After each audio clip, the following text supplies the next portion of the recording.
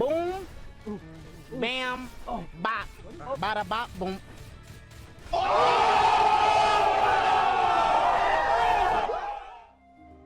Back when Rogue Legacy released, I remember my best friend Reed got really into it. He tried to get me just as interested as he was, but there wasn't really any convincing me. I didn't like the way that the game played, but that's obviously a story for another video. Recently, Reed bought me Skul, the Hero Slayer, which I immediately thought was going to be a replay of the Rogue Legacy scenario. But wow, I mean, I was just wrong. I've been playing Skul, the Hero Slayer, since it came out. Reed bought it for me with the express intent of me having to review it, but since the game is a roguelike, it became hard for me to stick to one of my biggest rules regarding reviewing video games, that I have to beat the game first. In my interview with Barry Kramer, I spoke about how with the Omori video, I rushed through to the end of Omori just because I wanted it to be topical when it was released. But Skul came out on January the 21st, 2021, and it's currently February the 14th as I write this script. I am 150% afraid that by the time that this comes out, no one is going to care about this review. Everyone will have already played it, or at least seen someone else review it, but this game has pushed me to want to review it regardless. If it wasn't obvious from me saying that I've been playing it every single day since I got the game, Skul is fantastically fun. The combat is vicious, speedy, and the animations have so much punch and feedback that it's wonderful. This is honestly some of the best visual feedback I've ever seen. It's up there with God Hand. This fuck, boy. If you have vibration on your controller, it's even better. But the visual feedback comes with one of the game's biggest shortcomings. This game graphically is an overdose. Every enemy and object bursts into pieces when destroyed. This, combined with area of effect spells like smoke bombs and the large explosion effects, makes for an experience that has so much going on that it can be really difficult to tell where you are on screen or what's even happening. If this was a review of the visuals of Skul, I feel like I would just give it a 5 or 6, which is an absolute shame for how much painstaking work went into these graphics. The areas are wonderfully crafted with precise and intently colored pixel art. Every sprite is deliberately standoutish where you can immediately identify what you're dealing with, even the ones that look significantly similar due to the size or shape. They're immediately different due to the colors or effects that their attacks cause. But it's a shame that all this work went into something that I had to turn off in the menu just to see what was going on screen. The footage that you're seeing now is with everything actually already turned off.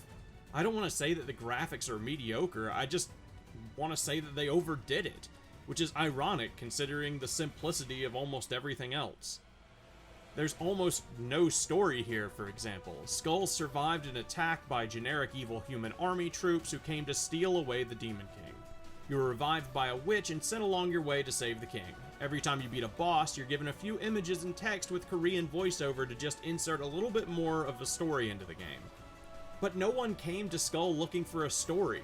It's an action platformer roguelike. Sure, there are good action platformers and good roguelikes with decent story, but most of the story takes a back seat only viewed through item descriptions or loading screens. Skul doesn't bother itself too much with handing you the story outright. Instead, it tells everything to you that you need to know through visual storytelling. Each enemy has more than enough personality and background just through their animations and artwork. The young hero is spry and flexes his arms to show off as he prepares to fight. The guards will stand around and complain about how bored they are, or if they lose sight of you, they'll start to question each other who got the killing blow. And when they do eventually get you to give up the ghost, you're sent back to the Demon King's castle to start all over. Some people may think that this game is procedurally generated, and I can see why. There are so many areas that are handcrafted and randomly selected to be your next room to clear. You start every run from the Demon King's castle and then jump off of the cliff. You're then presented with 1 or 2 doors to choose from. This will lead to the next area. In every area, your objective is to clear the entire map of enemies. Once you do that, you'll be rewarded with a treasure that is dictated by the color of the door that you came in through, and then asked to choose from 1 or 2 more doors to decide what kind of treasure you would like next. For the most part, this is the whole loop.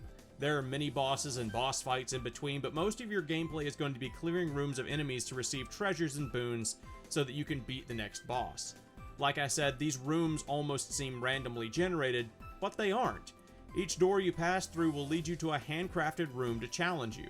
If you do enough runs of this game, you start to recognize each room. You start to know and anticipate spawn points of enemies, and it gets to the point to where it's all muscle memory. Once that switch flips in your brain, you'll realize that you've memorized these maps and become an absolute blender. If you just so happen to have one of the classes that has faster movement, then you're just a really speedy blender.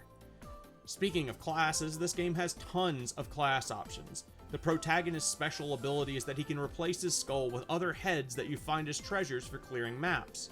There are other ways to receive different heads as well, but for the most part you'll be receiving them this way. Each of the skulls has a different playstyle and special attack, and each one can be leveled up after boss fights.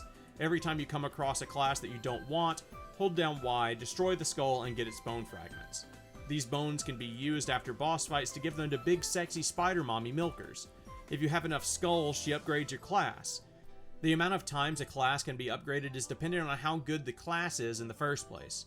Normal basic classes can be upgraded a total of 3 times for the cost of 10, 30, and then 100 bones, and more rare classes skip the first transformation altogether and require 30 and 100 bones.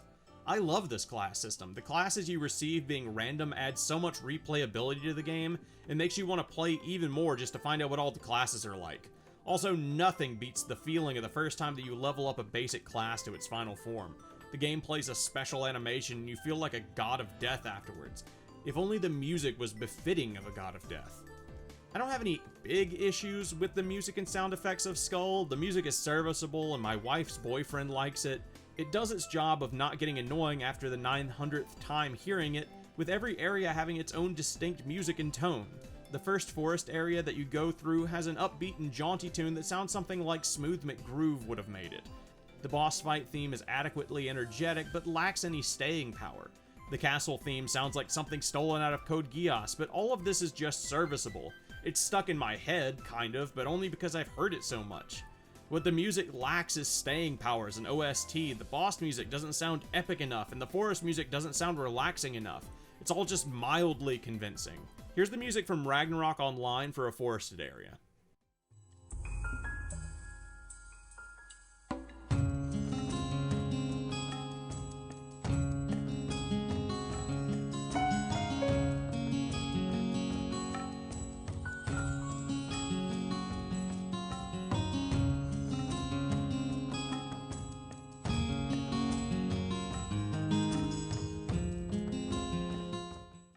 Here's the music from Skul for a forested area.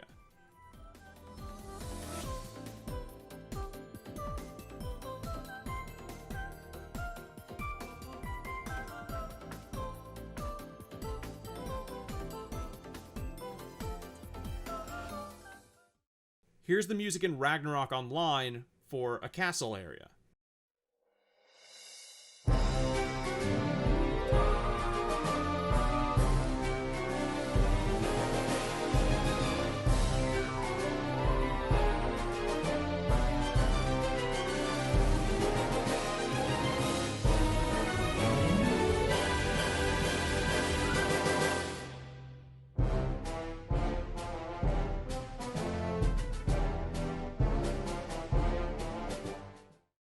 Here's the music from Skul.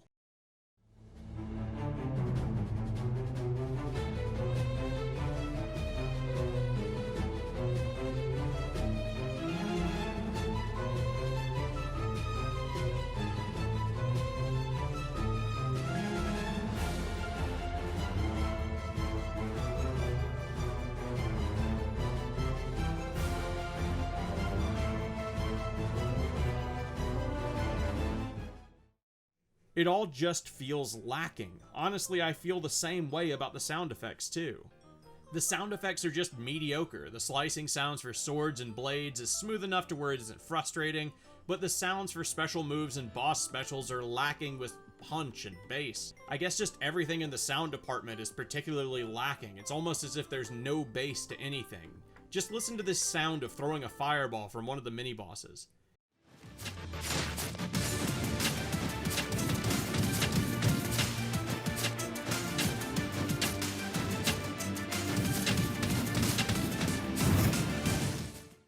That's not what throwing a fireball should sound like. Here's what throwing a fireball should sound like.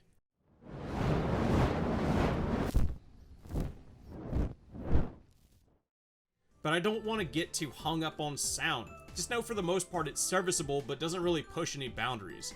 You'll find yourself barely even noticing it during gameplay. Speaking of which, I guess I should talk about the gameplay.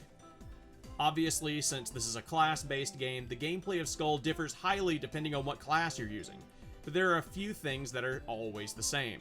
Skul has a basic attack that is usually just hitting with fists or a weapon, a dash ability with animation canceling to get out of terrible situations, and one or two special abilities depending on the class.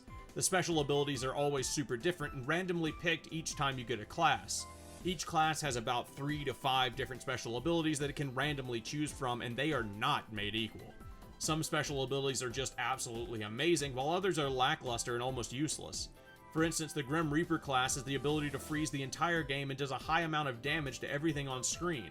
In comparison, the Werewolf has an ability that lunges forward and does a bit of damage to everything that it lands on. I do have to give props though, this is one of the few games that I've played that I feel like gets dodge canceling right. Depending on your class, and especially if you're playing one of the more speedy classes, dodge canceling just feels damn good. Skul could dodge cancel out of a bad marriage, and depending on the class, might even be invulnerable to alimony. There are also a variety of items that the player can pick up in their runs. These items range in rarity and usefulness, anything from 30% HP to summoning a black hole. Before each mini-boss fight, you'll enter into a shop area, and in this area you can spend your gold found to get some useful items and maybe even a quintessence. A quintessence is what Skul calls an item with a cooldown. Get the right quintessence and it can be absolutely game-breaking. Some of the legendary examples can clear entire maps or hordes of enemies in the press of a button. For example, here is the Sasano quintessence that I got while recording footage.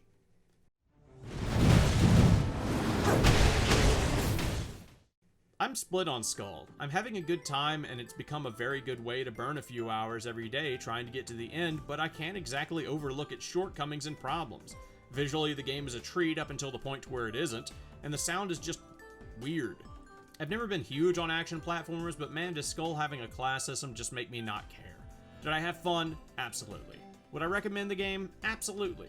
Does the game have problems? Absolutely. It's riddled with small little annoyances that take the game down from the pillar that I've seen people put it on. But at only $20, I feel like I'm just too hard on what at the end of the day is just a Korean crowdfunded indie game. If you like what you've seen, I say you should probably give Skul a shot.